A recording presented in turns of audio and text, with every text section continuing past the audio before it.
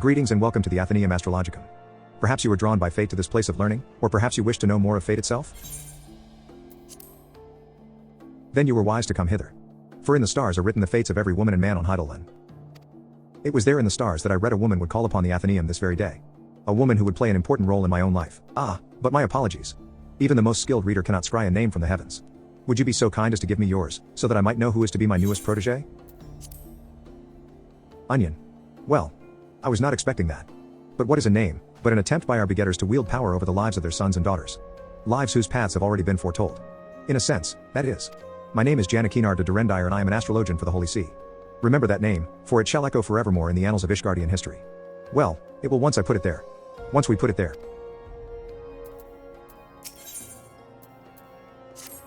Now, where to begin? I suppose I could consult my divining deck for an answer, but that would be too easy now, wouldn't it? Very well, at the beginning it is. Astrology, or the reading of the stars, is a branch of etherological science which originated in distant Charlian. There have been astrologians in Ishgard for thousands of years, but it wasn't until 3 centuries ago when Adunel the Younger learned that the movement of the stars could also be used to foresee the movements of the Dravanian horde that the field became popular. Since then, what was once a single science has bifurcated into 2 similar yet ultimately different schools of learning, the Charlian school of astrology and the Ishgardian school, the former placing a focus on tapping celestial ether and transforming it into beneficial magics, or astromancy, the latter, specializing solely in determining the actions of our dragon enemies to the north. I am a student of the former, the only student of the former here in Ishgard, and have been actively seeking a partner with whom to conduct my research. Let us just say that my fellow astrologians here have been less than approving of my path. But that is simply because they are afraid of what they do not know.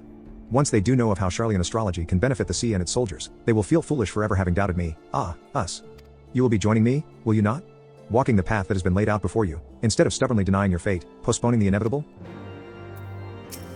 I see you wasted no time making your decision.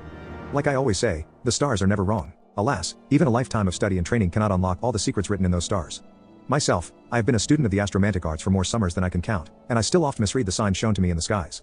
Though, my readings are far more accurate now than they were when I attended the Athenaeum in Charlian. Not the Charlian, mind you.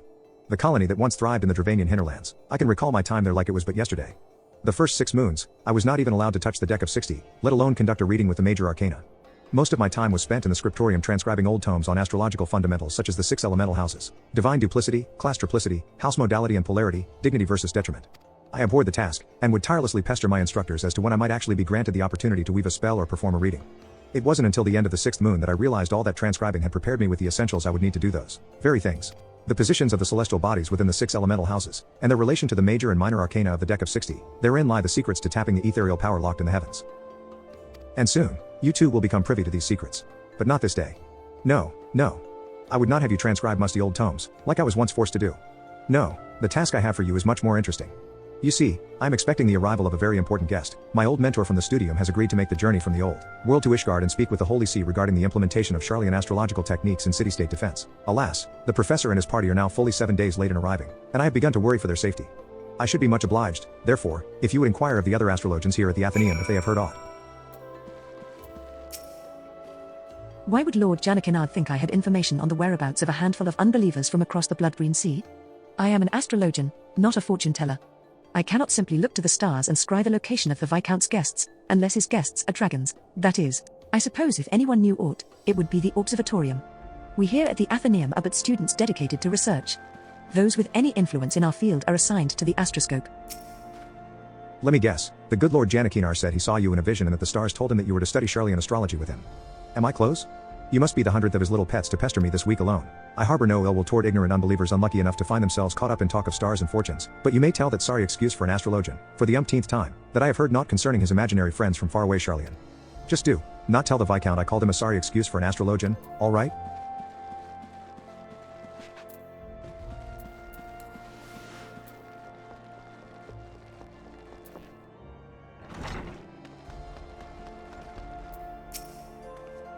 Janakinard is still waiting for word on his missing Charlians instead of actually making an effort to find them, is he? Of course he is. Is it any wonder that in the nearly 15 years since his return from Charlian, his skill in astromancy has remained unchanged? Any wonder that he has never yet managed to convince a single peer of the value of the Charlian school? He is a privileged little sprat who spends more time gazing at the stars in young maidens' eyes than actually trying to read the ones above his head. All right. You tell the poor man I just returned from the observatorium, and one night at the communal feasting hall, happened to overhear Chief Astrologian Follimort speaking with one of his aides regarding Charlian. He was visibly upset, and I wasn't about to risk my career over something I care little about, so I merely put my head down and ate my beet soup. But that is all I know, and you did not hear it from me.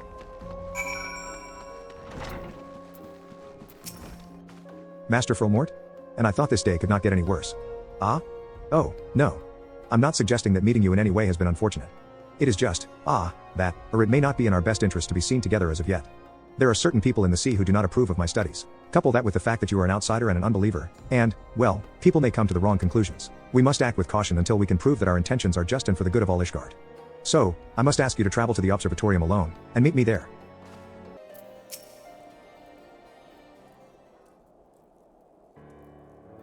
Onion. Allow me to apologize again for not accompanying you here. As for our business with the chief astrologian, you may leave the talking to me. Jana Kinar. I might have known it would be you. Who else would be so indecent as to drag an outsider into this holy place of observation? You have always had an unhealthy obsession with the foreign.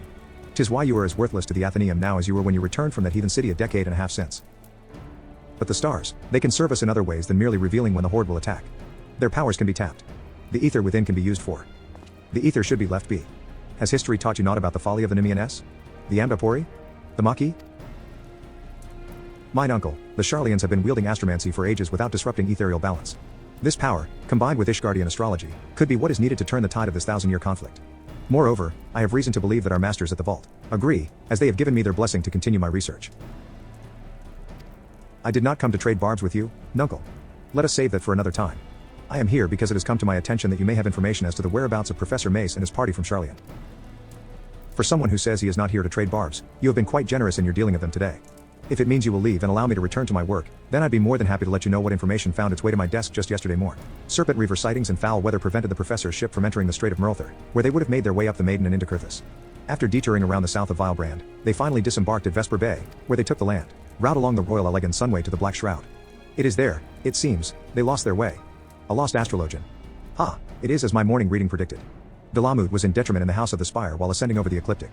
Onion, you must journey to the Black Shroud and assist Professor Mace. Allow me to introduce you to Camparian. He is my personal manservant, and shall accompany you.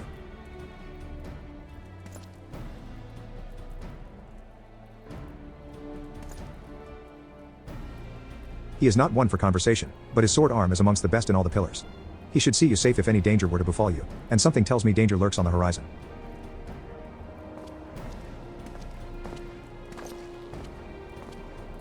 It is a pleasure to serve you, milady.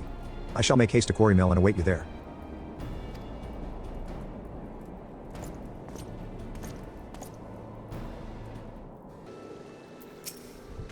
Milady, I have questioned the residents of this hamlet and learned that a party of queerly dressed outsiders passed through not but a bell ago. It should not prove overly difficult to find them now, but before we begin, might I ask a moment of your time? I would not dare utter aught ill of my master, but his recent fixation with finding a protege. I believe it ill-considered. This passion, however pure, has left him with more than one enemy within the astrological community. Lord Follimort has seen to this. I fear not only for how his name might be sullied, but for his life. I beg of you. Pray, do not drag him any further down into this quagmire. Let him quietly dabble in his dream, but let it remain at that, a dream. No good will come of encouraging him. It will only hurt the Viscount and his family. You must remember that while I serve Lord Janakinar, it is his uncle, the Count, who employs me. Now, as for the task at hand, I suggest we find the wayward travelers and hurry back to our respective hearths. I shall lead. Might I ask you to take the rear and see that none might take us unawares?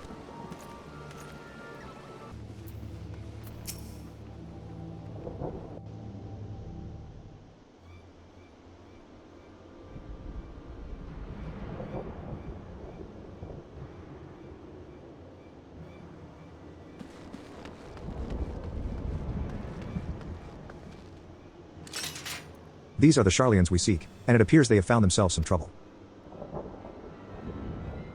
Unhand my grandfather. Feisty. We'll fetch a fine price for that one from the pleasure barge captains.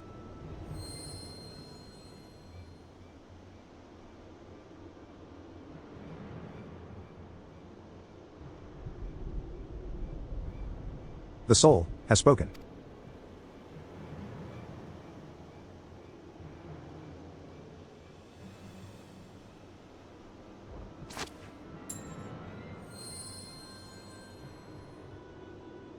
Grabbed the old man.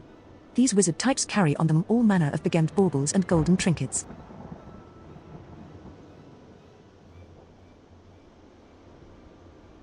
Up, or I'll toss you to the snakes. You want to see the old man again, you leave us the girl. Try anything, and he's dead.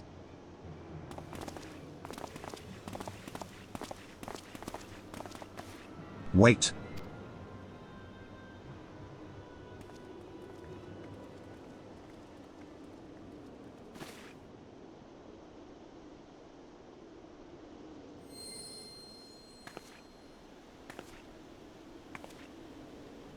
Grandfather's soul crystal.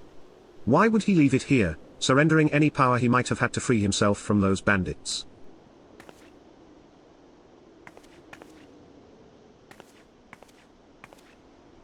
Unless you were the one he saw in his reading before we left the old world.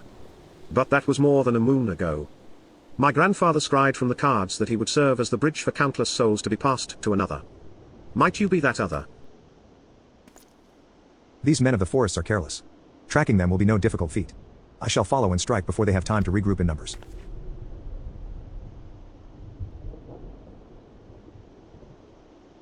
The stars have spoken and laid their path not before you, but before the adventurer here.